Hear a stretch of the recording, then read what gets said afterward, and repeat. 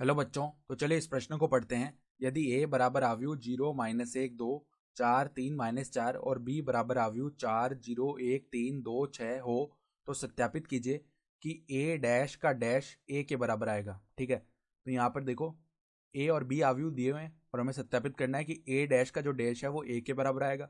अर्थात a का जो परिवर्त है उसको a डैश बोलते हैं, उसका पुनः परिवर्त लिया है तो वो a के बराबर आना चाहिए। ये हमें सत्यापित करना है।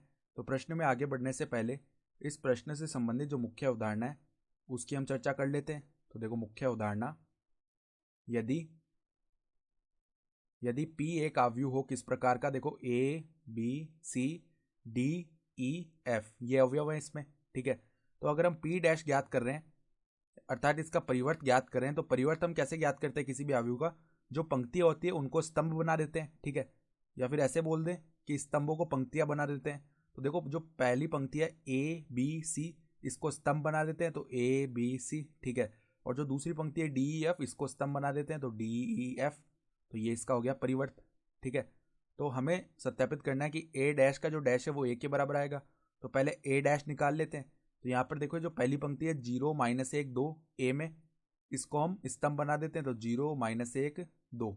ठीक है, फिर ये दूसरी पंक्ति जो है 4 3 - 4 इसको स्तंभ बना देते हैं तो 4 3 - 4। तो ये तो आ गया A डैश का मान। ठीक है, तो अब A डैश का डैश निकाल लेते हैं पुनः।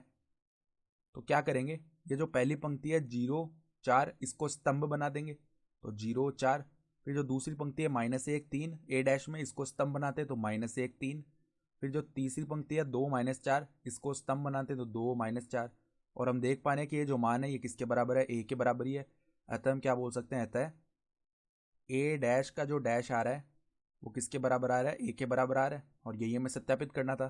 तो आशा करता हूँ कि आपको ये प्रश्न समझ में आया होगा। धन्यवाद।